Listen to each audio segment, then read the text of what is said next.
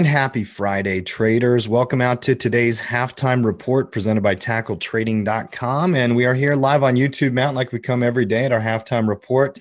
I was just giggling before we got started because the Tackle Today blog just made me happy. Yeah, I enjoyed it as well today. And for those of you who don't read this every day, you should. There's some gems in here every single day. Obviously, it comes. This is our Tackle Today email that we send out to all of our subscribers and whatnot. Just basically letting them know chart of the day, video of the day, what we're doing on a daily basis, and then obviously we do a little bit of a write-up. And Christian wanted to discuss Crocs in the Tackle Today, and I just thought that was very, very funny today. Christian made me laugh, but Christian always gets an invite to the Scatter Report meeting. Love the chart of the day, the Gandalf "You shall not pass" on the resistance on the. I want to say that's got to be the S&P, right? So that's the S&P. Video day was just our halftime trailer that Cody did such a wonderful job. And then obviously the today's lineup, Traders Lounge Cash Flow Club replay from last night, halftime report, obviously market recap later today. So, but the biggest thing we do on Fridays is the Scouting Report meeting. And Tim, I'm excited for the Scouting Report meeting today. And got a couple invites I'm sending out for the Scouting Report meeting today.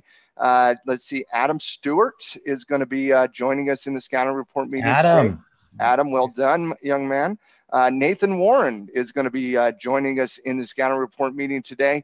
And I'm looking for 1 to 2 more here, Tim, that I'm looking to invite to that meeting today. So, halftime crew, you bring it today, and I'll give you an invite to that meeting later today. This was the make you laugh on Twitter challenge. Well, some people don't have it, and so they sent me some messages in our clubhouse over there. It was good. The one I got to show, the one that I believe it was Adam sent me real quick, Tim. Mm-hmm. And I know a lot of our users don't use Twitter and whatnot, but I like Twitter. But I got to show you the one, and just give me 1 second. Let me find it. But it was decent. It was decent. Mm-hmm. I personally think you'll like it, Tim. Okay, there it is. Tim, let's check on the VIX. Matt, bro, the VIX is broken. That gave me a nice little chuckle last night. So Adam, well done on that one. Well, appealing to your ego and the fact that you're right. Good play, Adam. Well played. There's no doubt about it. Take the low-hanging fruit. That's what you should do in trading as well. I don't have any problem with that. All right, let's break down the markets here today. And I'm excited about that Scouting Report meeting as well. It's going to be really cool to invite a few of the halftime crew in as insiders, Matt, and kind of see how that goes. Markets pausing 2 days in a row here in front of the G20. Obviously, technically, you're neutral. That Gandalf "You shall not pass" is perfect right now. We're at resistance, Matt. What's your read on the S&P here? Very simple, Tim. 2750 is now resistance. We talked about it 2 days ago when it broke the interday channel at 2725. It's been just stuck up there, Tim, and not to be, it's not unexpected. Obviously, we got the G20 going on today, and it doesn't take a rocket scientist to figure out that the market's waiting on a very important dinner date tomorrow night. I hope it's romantic and enjoying, and they have great conversations and come to some type of resolution on their disagreements between President Xi and Trump from China and the U.S. So we're all waiting for the dinner date to happen tomorrow. Yeah, that G20 summit is underway, and that dinner date between President. Are we saying that correctly now, Cody? President Xi, is that right? President Xi and President Trump are going to be meeting. I don't know what to expect out of this meeting, Matt, if anything. Hopefully they're just going to nod, shake hands, and smile, but it's not like we're going to have any kind of resolution. Just a few days ago, Trump came out and said that we are moving forward with the plan on January 1st to impose those tariffs again. Who knows? I mean, it's been back and forth like this for 9-10 months now, on this trade talk stuff. Mm-hmm. I don't see any clear resolution coming out of it, but the market's going to be looking for clues. They're going to be looking for any kind of indicator that things are progressing in a positive light. Well, a couple things. Number one, we don't know what positive movement is. We don't know what we don't know what China believes is positive. We don't know what the U.S. believes is positive. I think honestly, I think the best case scenario, and I think the market would respond bullish to this, if both countries agreed in principle to continue talks and not put tariffs starting on January 1st. So, we're a month away from those big tariffs coming on to China, and just to kind of give you a little bit of understanding, on March, what was it? And Cody did a great job in the prep here today. January 22nd this year, tariffs got placed against washing machines and solar cell imports. March 9th, signed tariffs on imported steel and aluminum. May 25th, 1.3 billion fine and other penalties on ZTE, the Chinese telecommunications tech company. June 15th, announced tariffs on 50 billion of goods. July 6th, $34 billion of goods. August 23rd, $16 billion of goods. September 24th, 10% on 200 billion in Chinese goods. And so you've seen throughout 2018, escalation. It starts with putting just, a few $billions in tariffs, and it goes to 50 and 34 and 16 and then 200. And we have another big tariff happening at the 1st of January. So I think what the market is hoping for is for some degree of positive movement, that tariff will not happen on January 1st, that these two massive economic countries, two of the most important economic countries, will come together to agree in principle to further trade talks down the road. And I think that would be positive for the marketplace. I agree. And obviously resolution on this trade thing has been a long time coming. And we've always believed that they would come to some kind of better agreement, but we don't know. It's going to be interesting. The G20 meetings obviously are in play as well. I also saw that NAFTA might be getting signed today. Did I read that correctly in the news? NAFTA. Come on. The new NAFTA. US, what is it? MCO? Something like that. Yeah. Something like that. I'm still going to call it the same acronym as the Marine Corps. Yeah, it's the same. You're right, Cody.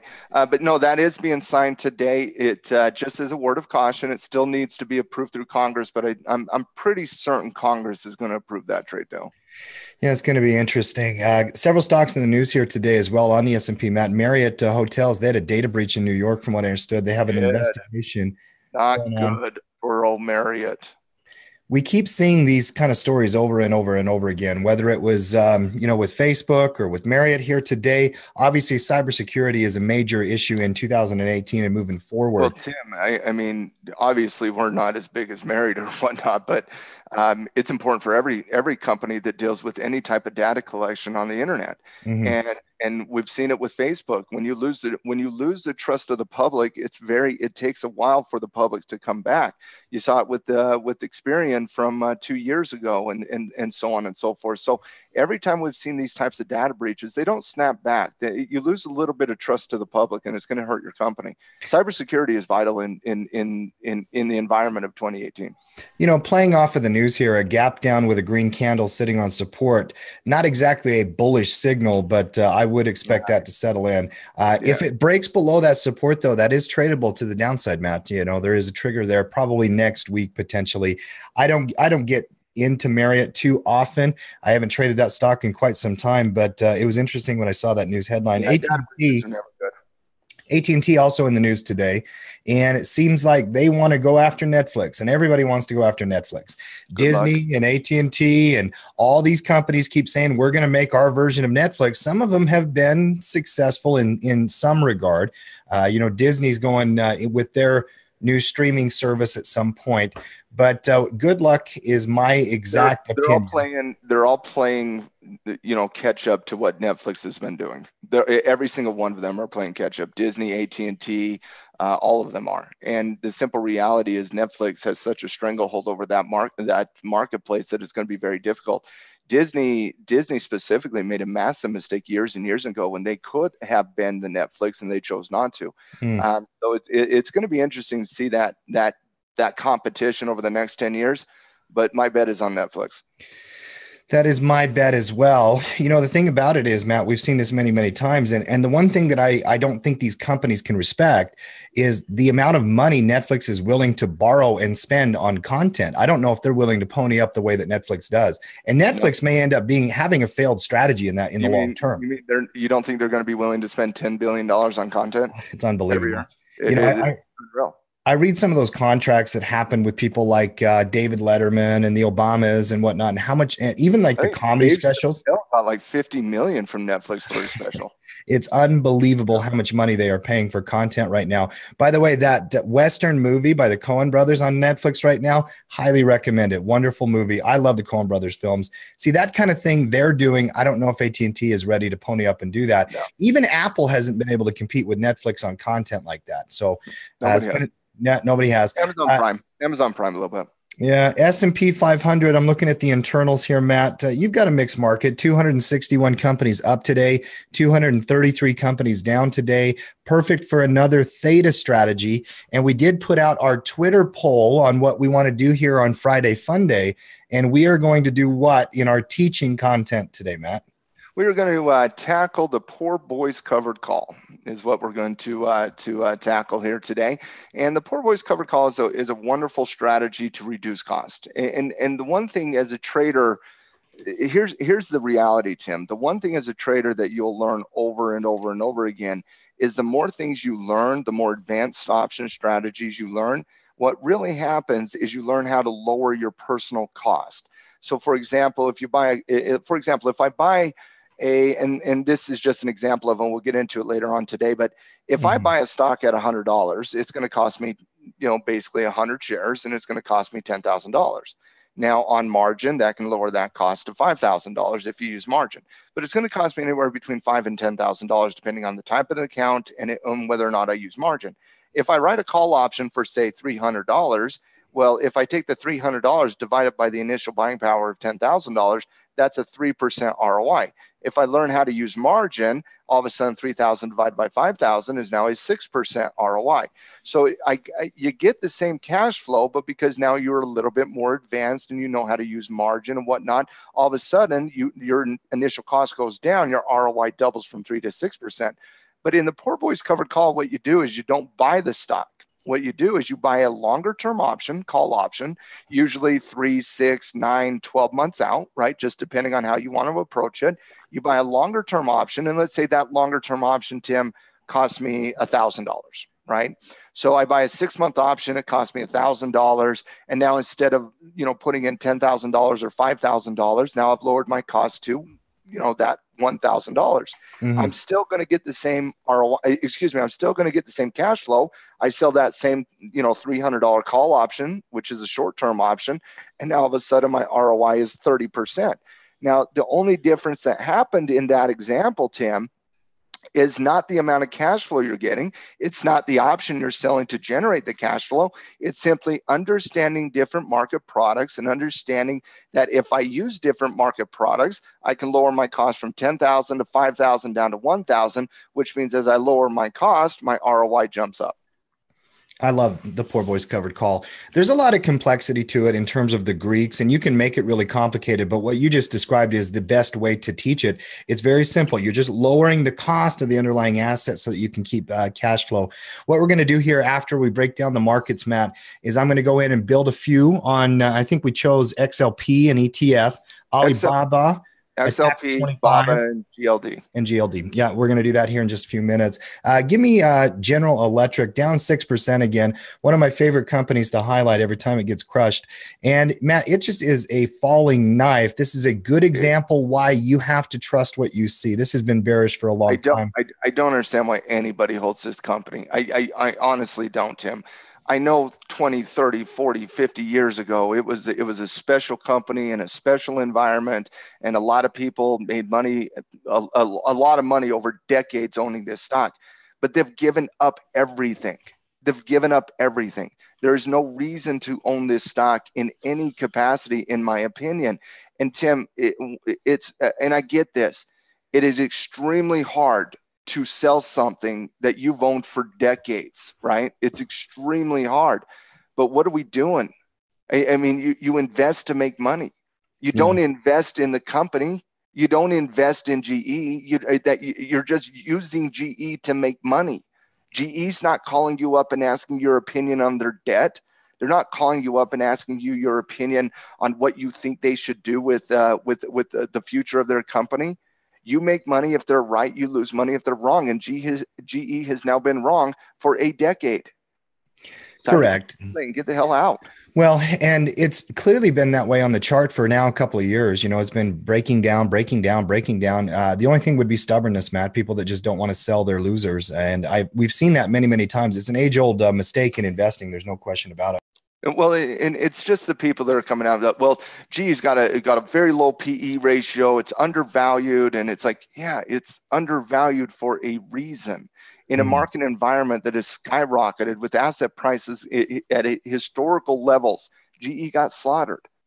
Two of the other biggest losers here on the S&P, Viacom, VIAB, Matt, and Activision, ATVI, both stocks down a lot. Those gaming stocks, we've been hitting them hard for quite some time now. We had a bear retracement, now another red candle. It's interesting what's going on with ATVI. Viacom trying to actually get some debt. They're buying bonds and whatnot. They're trying to raise capital probably to go out and, do some more content and whatnot. That is a very bearish candle as well. Guys, selling bonds to go into debt to further your business at the top of the market with a rising interest rate environment. I see that headline. There's no buy. There's no buy there. Would you counsel them differently, Matt? Is that I would cancel them differently? Yes. If Viacom called me up and said, "Hey, Matt, should we issue debt at the top of the market in a rising interest rate environment?" I'm like, "Do you like your company?" I like it. Move on to the Dow Jones Industrial. Blue chip companies here today. IBM, Caterpillar, Intel, Home Depot, Coca-Cola, all up. Your advanced decline. I mean, this tells you where the market is today. 16 stocks going up, 14 stocks going down. You have a mixed neutral market right now. IBM, I mean, even some of these stocks that are going up, IBM, Cat, these have not been strong performers. That is a W developing type reversal pattern, Matt. It would be very, very difficult for me to want to get long IBM. I've not been impressed with this company for a long time. It makes me feel like I'm going long GE, to be honest with you.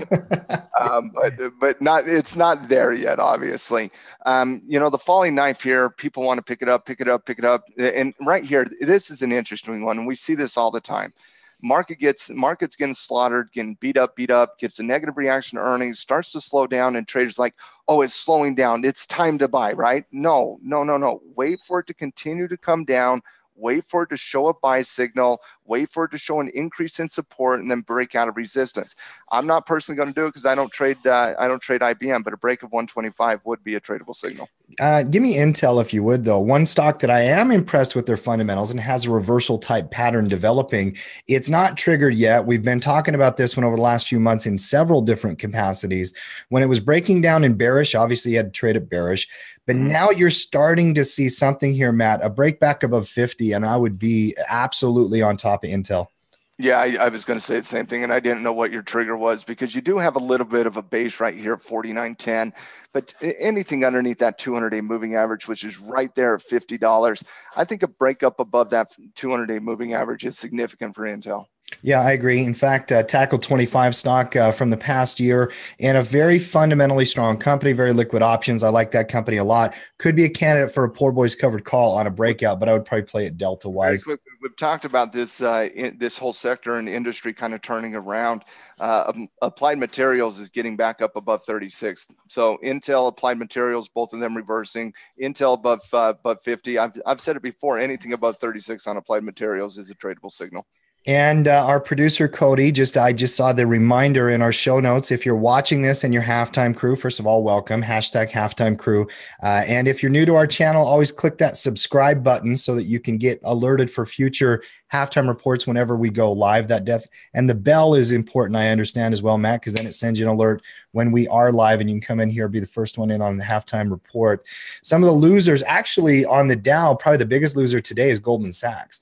And I saw that they were downgraded from a buy to a neutral. So it's funny how those upgrade, downgrade agencies are. GS now dropping in price and down 3%, breaking below a support pivot, Matt. That is a bearish trigger if I've ever seen one. Yeah, it's found its way onto the scouting report for us to discuss later today. Shockingly by me, I think Goldman Sachs is permanently on that scouting report, and I think my name is attached to it.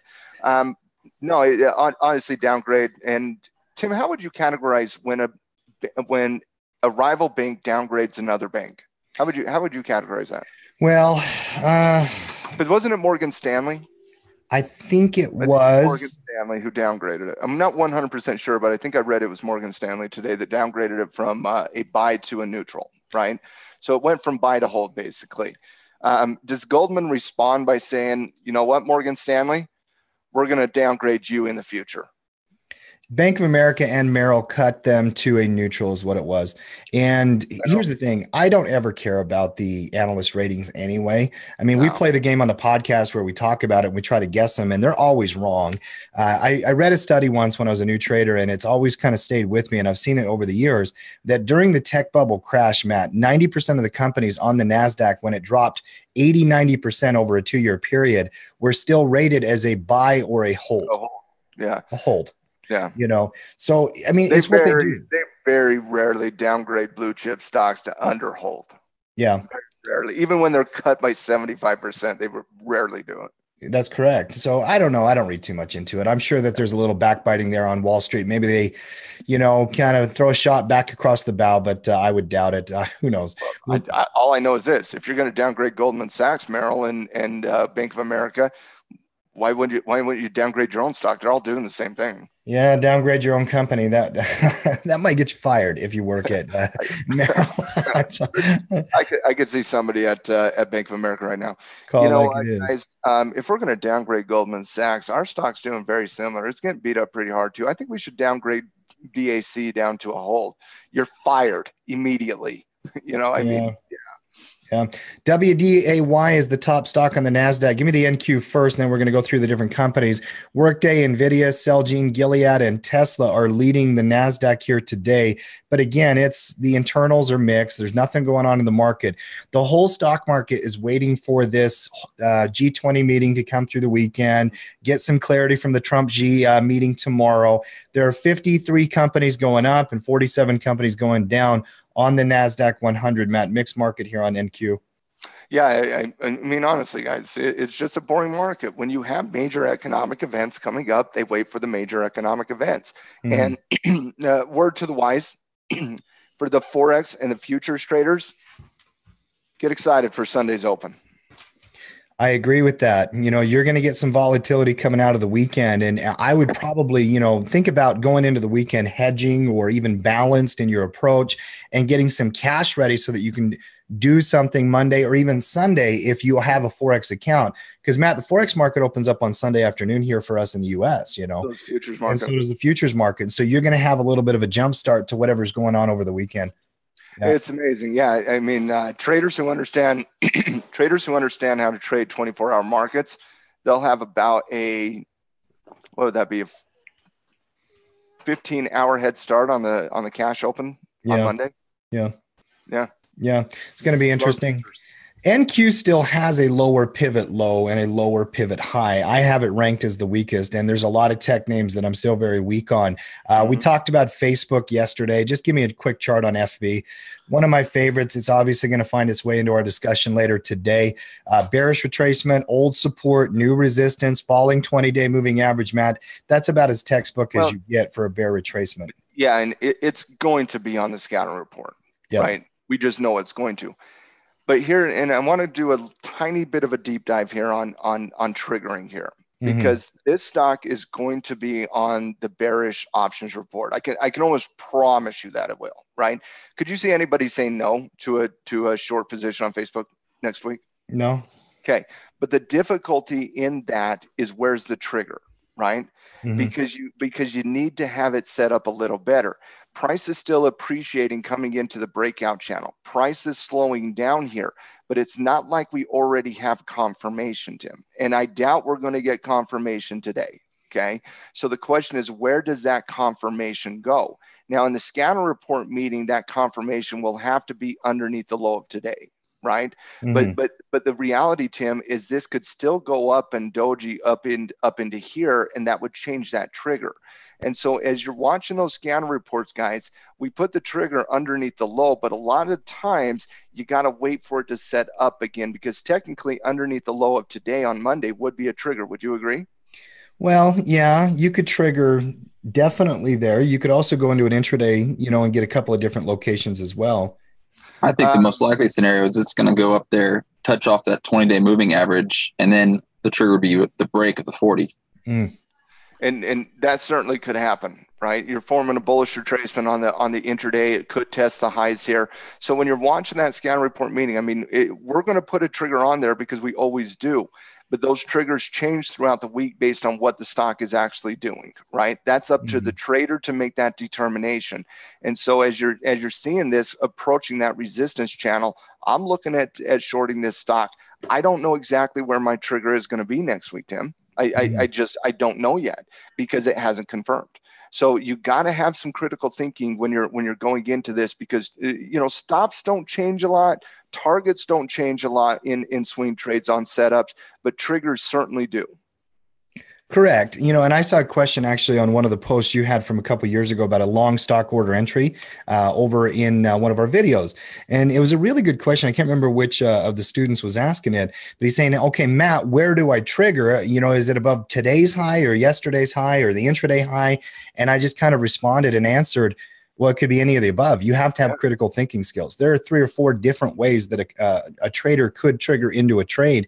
And Matt, as the trade develops, that's your job as the trader, is to identify that trigger, adjust your plan, and get in appropriately. Yeah, I saw that. And all of those are legitimate questions, but the simple reality is when it comes to trading, it's both an art and a science, Tim. Right? You got the science in your rules, right? 10% of the ATR underneath the low as a trigger. That's a science, but the art comes in to identify exactly where is that trigger, where is that slowing momentum, where is breaking it down into the intraday. So there is an art to this as well. In a cover call, you buy the stock and you sell the 0.40 delta 30 days out. That's the science of this of the position. But the question is, okay, when do you buy the stock? That's question number 1. Question number 2, when do you sell that call option? That's the art. And so the art is when you're actually making that trade. The rules are going to be the rules, right? When you see a trigger 10% of the ATR underneath that level on a short or above that level on a buy, that's the rule. But you still have to use the art of critical thinking to determine exactly when to make that trade. Yeah, correct. There's no doubt about that. NVIDIA here, bear retracement, kind of the same conversation you could have. You have 3 candles right there, Matt, that you could debate a trigger on, even on that bear retracement, as if it did start to fade. Absolutely. And Tim, let me just say this very quickly. You have been trading for close to 15 years now. Same with me, right? We've been talking trading every day for those last 15 years practically, right? And you might come up with a different trigger than I might. And which one is correct? Both of them are, as long as they're based on, technical guidelines. That's right.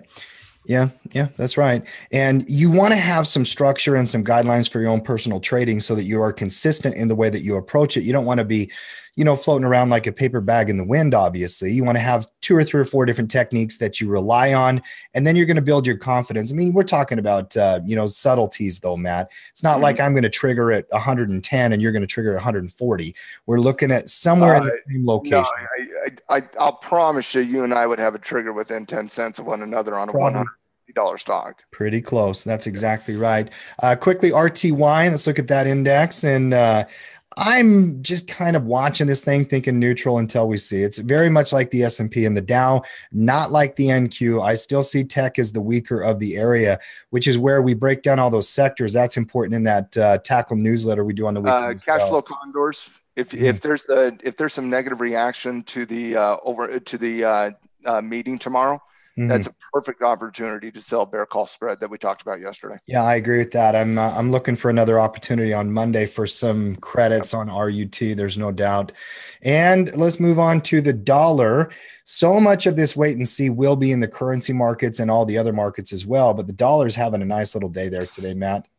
Yes, it is. As long as it stays on that trend line, you're bullish somewhat. Yeah, we've talked about that. The UUP ETF is one that we look at in the newsletter, and we've had that on, what was it, on the yard marker last week, Cody? 30-yard marker, something like that? No, I put it on the it's between. I put it on the, I want to say the 30-yard marker. Yeah. I had it on 40 a week and a half ago. I moved it up to 30 last week. It's still the second best currency out there right now. I have the New Zealand dollar ranked as the #1 currency right now in the short term. US dollar would be second, Australian dollar would be third. So I'm actually looking at the dollar coming into the week. I think a break above 97.5, especially a positive reaction coming out of the weekend, would be absolutely significant for the dollar. But also, if you look at, like, Cody asked me, he's like, Matt, where's your trigger on the New Zealand dollar? I said, I don't have one today because I'm not buying it today. But look at what's happening here. I had a buy in the Forex report from last week, Tim, on the New Zealand dollar, approaching its first target here. But what I want to show you on the New Zealand dollar here is a very clear level of resistance right here at 6885. And so when Cody asked me, he said, Matt, where's your trigger? I said, and Cody, what did I say? Cody, come in here, and I said, there's two triggers here. Yep. This was 30 minutes ago, right? Yep. And look at it. What I want you to tell the halftime crew exactly what I said on the New Zealand dollar 30 minutes ago or 40 minutes ago, whatever it was. So your first trigger you'd be looking for would be the intraday pullback to that 20-day moving average, which is exactly what it's done now. And then the second one would be that break above the 68.85. It's almost like technical analysis works. I mean, it's crazy. It is crazy, but it's retracing intraday into that kind of this breakout channel here, Tim. Mm-hmm. That is a potential trigger up above 6870 on the currency if you want to just, but you can't carry that into the weekend, right? So that would be a day trade where you're playing it basically back up to the highs here. I think, and that's a good day trade, no doubt about it. But I think the better trade here, in my opinion, is waiting till the Sunday open after we've had a day to kind of digest the G20 meetings. And this is where the Forex report is going to be a little weird this week, guys. Most likely I won't record the video until Sunday morning so I can get a handle on the G20 summit, Tim. Mm-hmm. Because, I mean, what am I going to say about the currency if I don't know what's happening in the G20, right? Correct. So the write-up in the currency report will go into tomorrow. And then the video I'll cut on Sunday morning just so I can get the news from the G20 summit. But I do like the New Zealand dollar above this 68.90, maybe the 69 handle if you wanted to be a little bit more conservative. I've liked this currency for the last month or so in the report. It's the number one currency, in my opinion, based on technical analysis. The dollar is the number one currency based on fundamental analysis, but the New Zealand dollar based on technicals is doing really good. A trigger above that level would be significant. This is not a currency I think we've ever brought up in the halftime report, but I'm going to bring it up today. Give me USD MXN if you would. One of the headlines that grabbed me today, Matt, was that new signing of the USMCO deal. I called it new NAFTA because that's what I think about it. Obviously, the market likes the dollar better than the peso in this deal. And by the way, the USD CAD, the dollar is going up, but not as much. That's a pretty good bull retracement pivot on news as well right here. Yeah, I like the CAD trend here, the US dollar CAD trend. That's been in the report as well multiple times as potential trades, both pretty good over the last couple days. Very rarely, Tim, do I put a Mexican peso or a Turkish lira or a South African rand or a Singapore dollar or Hong Kong dollar, or any of those exotic currencies. And yes, the Mexican peso is an exotic currency. So very rarely do I put them into the report simply because they're a little more illiquid. But every now and then you will find some really good gems in those exotic currencies every now and then. Yeah, I mean, I got to give Trump a little credit on this deal, don't you think? I mean, he absolutely deserves some credit. There's no doubt. I mean, we have a new deal here between two of our best trading partners, and they're obviously, we live in the U.S., we're Americans, and they are our neighbors as well. We obviously have some political turmoil still, but we have an economic deal and trade agreement between Canada and Mexico and the U.S. that better reflects 2018. I do have to give the president some credit on that. I give him a lot of credit on that deal. That deal, it's NAFTA light, right? It's very similar to NAFTA, but we have better parameters. So basically, we took the NAFTA deal and we renegotiated to have slightly better parameters for certain industries. And so I do think you got to give the president some credit, if not a lot of credit, for the new NAFTA deal. Yeah, let's go on to the commodity market real quick. Let's break this down. By the way, I'm doing a commodity report over the weekend, and you can expect a deep dive into crude oil. This $50 mark, Matt, to me is just holding the last 5 candles in a row. You have, in fact, 6 candles in a row. The bottoms of these candles are right near that 50. You had a tail down at 49.41. Low base type pattern, very aggressive downtrend. You are now sitting on that trend. Might read it. It's the easiest call in the market. A close under 50 is a short. So, yeah, I know that crude longs don't want to hear that, but if you're long crude, you probably have not been paying attention to the chart or not responding to your trading plan. There's no if you're doubt long about it. crude, you blew up your account. Bulls lately? Well, I'm sure that oil companies, and Gino might have his insiders that are buying crude at certain prices. I've heard economically and fundamentally at $50, usually that's kind of their break even on a lot of these oil companies. I don't know any traders who are bullish Can I say crude right something now. real quick? Uh-huh. They will say that at 50, and then when it goes to 43, they'll say that at 43. Sure. Right? We got to fight for 43 because that's where we're profitable in the U.S. And then when it goes to 36, they'll be, man, we got to fight for it for 36 so we can get back above 40 because that's where we're profitable in the U.S. And you're like, didn't you just say it was at 50? And didn't you just say it was at 43? And then when it goes to 27, you're like, we got to get it above 30 so we're profitable in the U.S. And you're like, wow, a broken record here. I don't know where the crude bulls are. I don't have the insiders that Coach Gino has, but I do have my contacts. I don't know where they're at.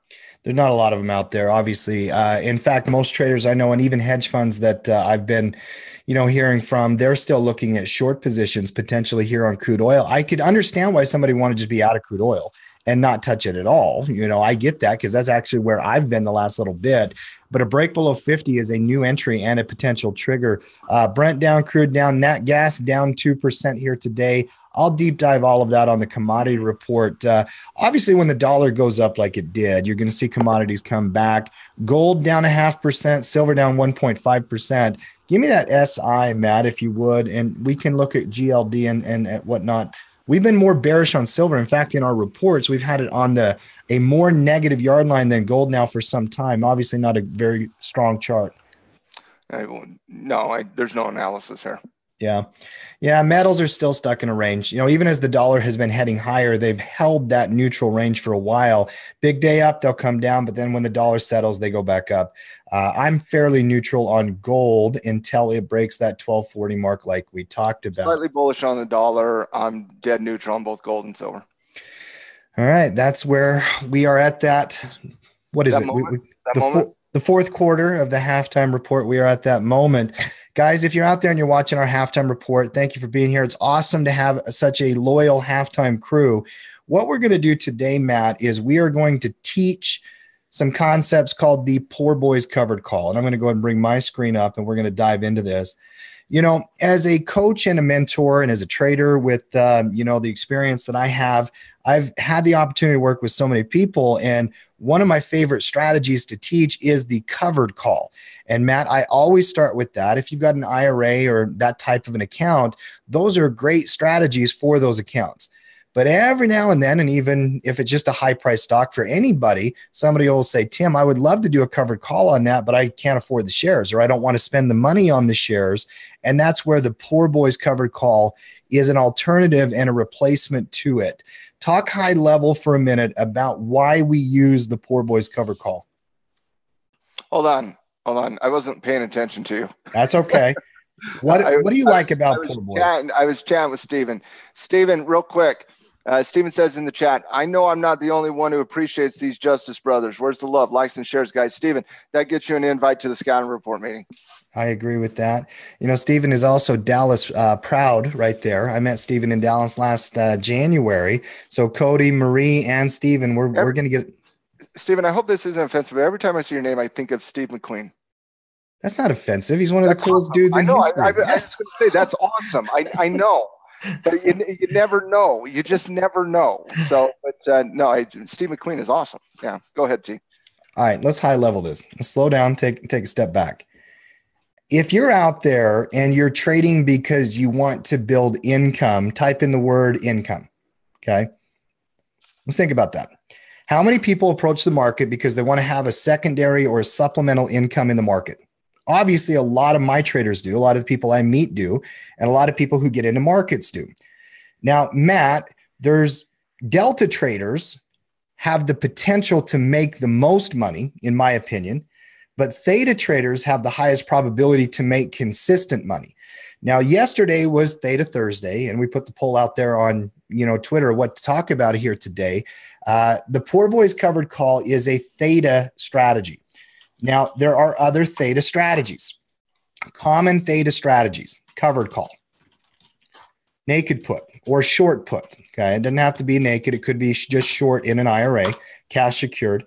Vertical credit like the bull put, the bear call, the iron condor, and today we're going to teach the poor boys. Now, why do you like poor boys, Matt?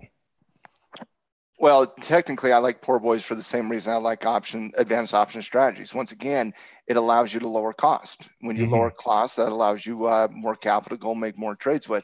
Now, I will give you a very strong caveat here and a disclaimer. I like covered calls more than I like diagnoses or calendars. So I am a bigger fan of covered calls, but for accounts that are a little less dollars, a little less capital, poor boy covered calls can be a wonderful way to simulate the covered call. That's right.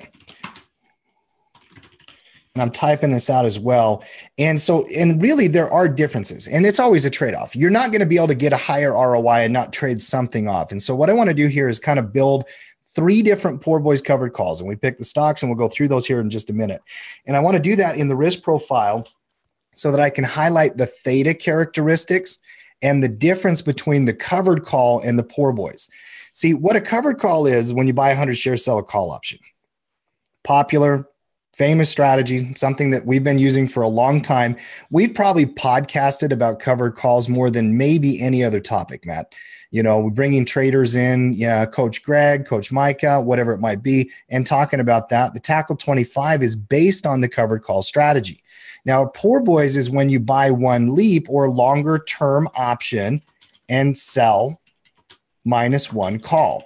And so if we're comparing those things, we can obviously get a better deal on the poor boys covered call.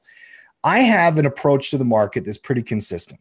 In fact, I have a daily routine where I go through the news, market analysis, trade management, new trade entry, and I always research it within the journals.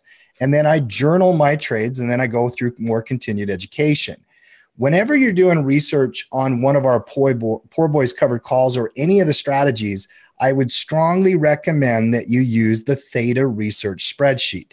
Now, these journals are for our pro members only, Matt. So if you are out there and you're watching our YouTube channel, you will need to sign up for a pro membership if you want to download one of the journals. I should get a link to that in the chat here in YouTube. But if you go to the Trade Center, you will find the trade journals here. There are 3 of them. We did this yesterday with the bear call spread. I'm now going to do it fresh here with our poor boys. Now, if you open up Tackle Theta Research here and get a blank version of this, there's 2 different locations you could build the poor boys covered call. Matt, you can do it right in the covered calls tab. You can. Or you could do it in the time spread tab. For today, I'm going to do it in the covered calls tab because I want to compare and contrast something with this, okay? Yeah. And we picked 3 different companies. 2 of them were ETFs. One of them was XLP, GLD, and BABA. And let me speak to that real quick. Mm-hmm. You see 2 ETFs on here and you see 1 stock. Covered calls, calendar spreads, vertical spreads, horizontal spreads, diagonal spreads, right? Mm-hmm. Holding them through earnings can be difficult, right? When you're doing covered calls, it's not just about mastering the covered call, right? It's also about understanding how to protect against potential earnings gaps, and we've talked about that a lot here. So that's an additional variable to the equation of doing covered calls on US Steel, BABA, Apple, whatever the company is, Boston Science. You have to learn how to deal with earnings. A lot of people really like ETFs, those exchange traded funds like GLD, XLP, XLV, those ETF products, because it strips out the variable of that earnings, right? Now, you're not going to get a lot of cash flow on covered calls using something like XLP, and I'm sure you'll dive into that here in just one second. But on ETFs like these products, time spreads like diagonals and calendars, which basically are poor boy covered calls, right? So the poor boy covered call is how we reference two things: diagonal spreads or calendar spreads. That's what it's referencing. They're otherwise known as time-based spreads because you're buying a longer-term option and you're selling a shorter-term option, and you're basically making the difference between the two theta numbers. And so that's why it's called a time spread. So in the spreadsheet, you can fill it out under the covered call or the time spread portion of that spreadsheet. Yeah, for sure. And either one is fine, by the way. I'm going to use the covered call for one purpose, just as a teacher here and a mentor, because I want to show the difference between the cost and the ROIs between covered call and the poor boys. But they both work great. And that's what I love about the spreadsheet. You can kind of make some of the subtleties your own a little bit and start to adjust how you use it and that kind of stuff. It's a really, really valuable tool. Now, we're going to start with XLP, Matt, and I like the ETF. Now, there's a lot of companies inside consumer staples that I find bullish, but to highlight what you just described, let's take like Coca-Cola, for example. Coca-Cola consumer staple company. It's a good bullish company. It would be a fine poor boys covered call, but if you trade the stock, eventually you got to deal with this little red telephone, and you're going to run into an earnings. Now, if you're only doing a one-off covered call for 1 month, that'd be fine. But if you plan on doing it over and over and over again and rolling. Nobody does that.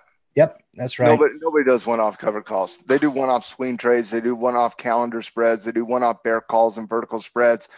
You don't invest. You don't buy a company to do a one-off covered call. You do covered calls on stocks that you are looking to own long-term, right? So when you buy, say, Boston Science, for example, you're like, okay, I want to own Boston Science. It's a fundamentally strong company. I love this company, and I'm going to do covered calls on it for the next 10 years, right? And maybe there's months in that where you don't do it because, growth will offset the cash flow, but you don't buy a stock to just rent out the stock for a month to cash flow 2% on it, right? You're compounding that 2%. You can certainly do one-off time spreads. Correct. Now, what I'm going to do is I'm going to bring this spreadsheet over on my other screen, and you help me with the data, and I'm going to fill this out. Yeah, I'll get you your numbers. Get me some numbers on a couple of different things if I don't have them here. XLP. Now, if I'm doing a cover call, I got to pay the whole 100 shares for $56, right? That's obviously one of the variables. If I would do it as a poor boy, I'm going to come out to this June option. Now, why? Just part of my rules, 6 months or more, usually going to go 8 months. You could even use this January option in 2019. I think that, or 2020, I think that's overkill. I think the June option would be fine. I recommend 3 to 8 months, depending on how you're, building the trade. That's right. Yeah, that's right. Now for me, Matt, if I'm buying this 57 delta right here, 55 strike. Okay. There's a couple of different reasons. I would be okay within the rules to buy that 50 delta because it is in the money. Either one would be fine. Let's start with that 57 delta, usually around that 0.6 mark. Now the cost of this option is only $2.90. Something real quick. Okay. If you're buying a close to 60 delta call option, that's more like a diagonal spread where you're looking to then sell that 0.40 delta, correct? Okay. So guys, one thing that you have to understand is there's two types of time spreads. You have the diagonal time spread, and then you have the horizontal time spread. The horizontal, they're also known as calendars. The horizontal time spread is you're buying the same strike price in different expiration dates. So you're buying in this example, you would buy the 57 call option 203 days out. You'd sell the 57 call option 30 days out, correct? Okay. Or you have the diagonal spread where you buy a delta somewhere between 0.50 and somewhere around 0.60, which is what Tim did.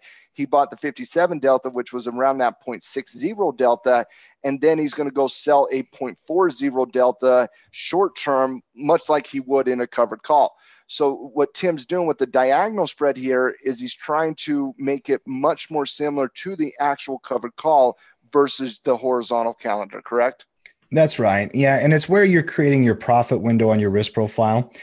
Some people think better with pictures. And so the calendar here is more like a flat, kind of peak. Yeah, It's you're just taking perfectly advantage of balanced. the theta. That's right. And all you really want to do with a calendar is get that positive 7 theta, right? Mhm. Whereas with a diagonal, you want the positive theta, but you also kind of want to tilt the peak upwards so that you have more room to the upside if it is It's slightly bullish. bullish. That's right. And there's a lot of different ways that you can do that. I think one of the really cool things about the poor boys is just this, Matt. To do an XLP covered call, I'd have to pay $56.13. If I buy that leap option, I only need $2.90. So I have the opportunity to sell and create theta off of a much lower cost. That's leverage, obviously. Now there's more complexity to it. The covered call is a simpler trade. But if somebody wants to go and try to get a better ROI and make some of these leap options and with ETFs more viable, that's where this comes in. Now, this month part of it is not the buy part of it, which is where the time spread tab does have a value if you're building them for the first time, right? You would actually be able to get the long strike and you would build the June here and then the short strike. So I'd recommend learning how to do both. But in the covered call component, all we need to do is analyze the short portion of that call option. We've already bought the call or the leap option on XLP. Now, if I look at the Analyze tab, that's going to come with this 28-day option. Now, why? Well, because we said so. All right, that's it. We want 30 days. That's exactly right. It maximizes efficiency of that time decay curve and all that kind of stuff. I would sell that 42 delta right here, Matt, if I want to diagonalize it. If you're going to do a diagonal spread, you apply the covered call rules. Mm-hmm. And the covered call rules is a 0.40 delta. That's right. And so the value of that credit would come in, and I'm going to change 59 cents. Open interest to, mark 59 cents. Yep. Very, very good. So now if I'm looking at this here, I put the December 28-day option, 56.5.42 delta, 459 credit. Okay. Actually, let's make that 0.59 credit. So that shows you the ROI. Now, Matt, if you did XLP, you get a 1% ROI. It's not tradable, No, you never do covered calls on XLP.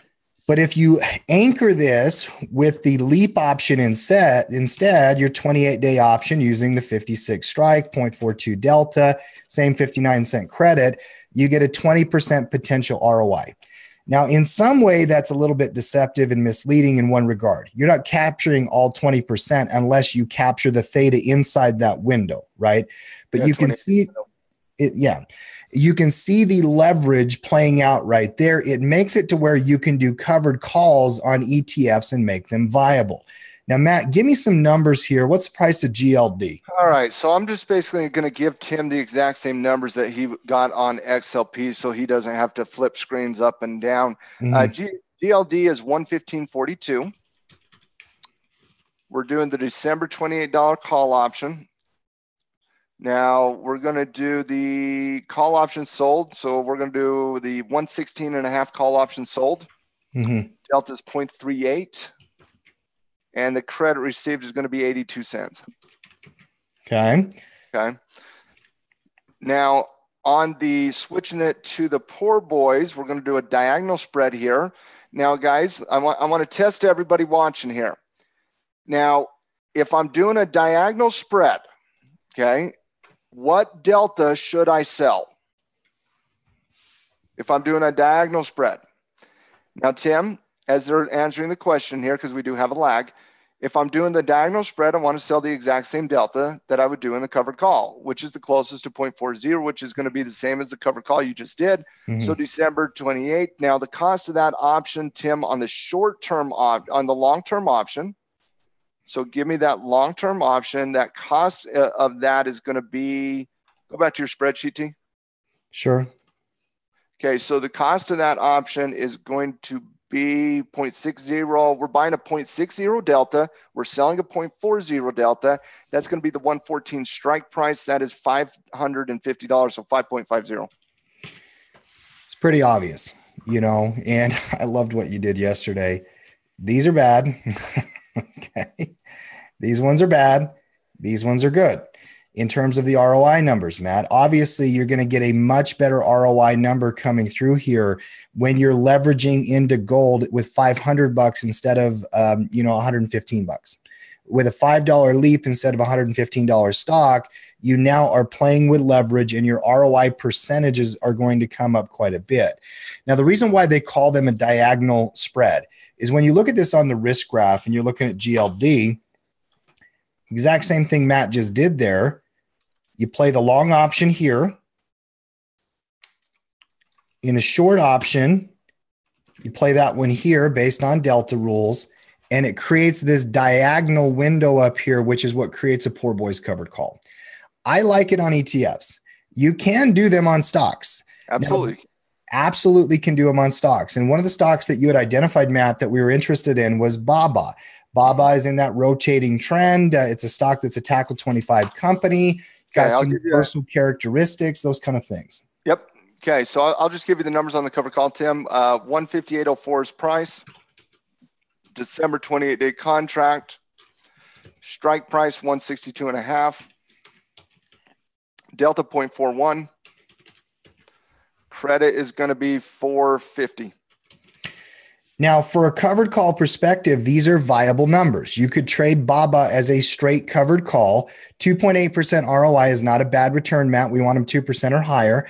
And you'll notice that the ROIDs and the credit ROIs are much better, right? But now, even there, though, if you do use the leap option instead of the stock, you're now leveraging into the covered call. Okay, so I'll give you the numbers on that. Mm-hmm.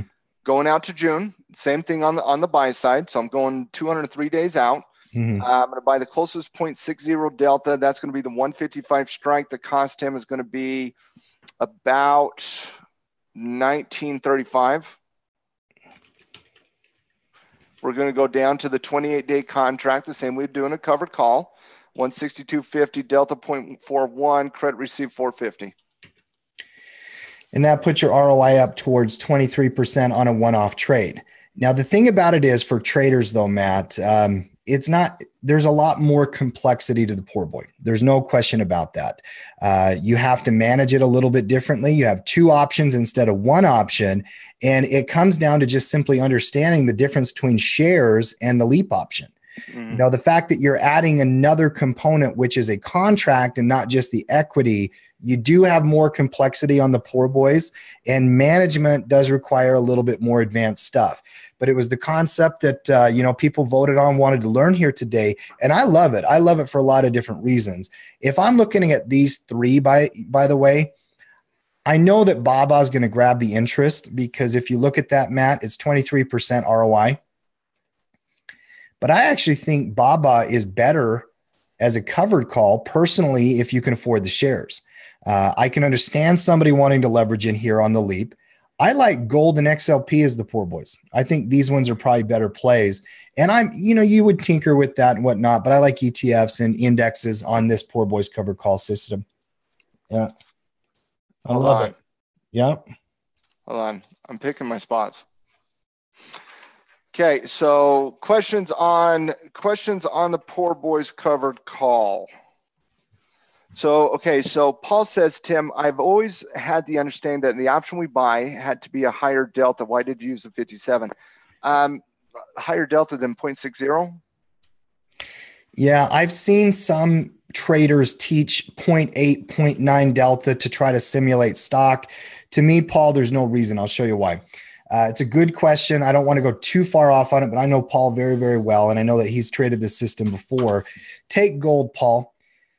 If it goes up, you don't need a better option than like 114. You're already in the money. You don't want to hold that. I mean, I would understand somebody that would say, hey, I want the 110 or the 105, but why? You're getting a good in the money option at 114, 113. If you're building a diagonal spread here, Tim. Yeah. Okay. Buying that 0.60 with a slightly bullish bias, because that's what a diagonal call spread is, slightly bullish bias. Mm-hmm. For gamma reasons, it's better to buy a 0.60 than a 0.80. Not just that. I mean, I want you to think about this as well. That's true. That absolutely is true. But let's just take one line, for example. See, if I do this one here, Paul, I get a 9 theta. That's using a 60 delta and selling a 40 delta. Okay. Whereas if I go out, and I don't know what the math's going to be here, so let me look here. If I buy this 81, and I have to spend $11 instead of $5, I sell the 40, my cost is double. Yeah. So I'm doubling the cost for one more theta.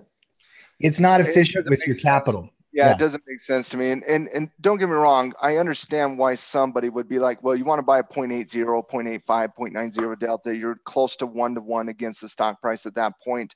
And that's fine. But you're not capturing that much more theta there. Mm-hmm. You're just not. You're increasing cost. So to answer the question for Paul and Adam, can you do a 0.80? Yes, you can. And I don't think there's anything dramatically wrong with that. But for me, efficiency purposes, I think buying the 0.60 and selling the 0.40 makes more sense from an efficiency perspective. Can you convince me on some systems, 0.80, sell a 0.40? Sure. I mean, that's fine. You're increasing your cost a little bit. It's still a good trade. There's going to be a lot of questions, I'm sure. Here's what we're going to do, guys. I want you to go. I'm going to give everybody some homework here. And if you've not reviewed the Tackle 25 post from last year, Matt, there's some rules on how to manage, how to build, how to think about covered calls. And again, I would also recommend just go put in the word covered inside a search at Tackle Trading. I'm going to show you guys something. This is probably one of the most discussed topics on Tackle Trading in our blogs, in our shows. What is covered calls? What are covered calls? This was a post from this year, picking the right stock for covered calls, and a lot of the covered call management on how to roll and how to assess the value if it goes in the money and how to collar it if you have earnings and all that kind of stuff. This is a deep dive. And Matt, it actually makes me think maybe, how excited we are about a system we're building. Maybe we can talk about it for just 1 second. We're getting ready to start putting the work in for Tackle 25 2019. And we released that at the first of the year. You and I already have some planning meetings on that for this weekend and next week. And I'm excited about it. But that's what I would recommend. If you don't know much about the covered call, go and review some of that stuff. And the Tackle 25 is for all pro members. It's a list of covered call stocks that we use throughout the year. We'll do a lot more on it as we get closer to that, but looking forward to that. And we do the Tackle 25 covered call mastermind each month for the pro members, and then we're also going to be putting together some videos for the Tackle 25, a little hour-long module series for how to apply the Tackle 25 and covered calls and protection and collaring the trade and all that jazz. So we're excited about that as well. And I got some names that I'm inviting to the Scouting Report meeting today for the insiders here. And so and I'm a little, I want to invite everybody. But we'll do this more, I promise you guys. So Stephen McCown, you got the invite, my friend. Nathan Warren, Adam Stewart, James Grenell, you got it. James, I have been so impressed with you coming to this halftime report every single day. He's one of the first ones to pop in. He stays throughout the entire time. James, we see your effort, buddy. James, you got an invite. Marie Stankus, because you are all things amazing and just a wonderful, wonderful, wonderful trader and human being. And I loved your interview on Wednesday. And I hope people learned that it's important to journal, and there's a journey to this. And then Jasmine Joe, I love you, Jasmine. You're an awesome team member. You got an invite as well. So once again, Jasmine, Marie, James, Adam, Nathan, Stephen McCown, you guys all got an invite. And I will have my team email you the link. We do get on that meeting in 2.5 shoot me hours from now. Everybody that Matt just named, shoot me an email, Cody@tackletrading.com, and I will email you back the link. Awesome. Jasmine, Marie, James, Adam, Nathan, Stephen, shoot Cody at Tackle Trading a email. He'll send you the link. We get on right there at 4 Eastern Standard Time, 2 Mountain Standard Time. Stay as long as you want, participate, have fun. It's a very laid back meeting, and we'll make sure to have other pro members participate in that meeting in time as well. Thank you guys. You guys are awesome. We'll see you over the weekend, and specifically in the halftime report next Monday. Thanks, guys. Love you. Halftime crew, we're out.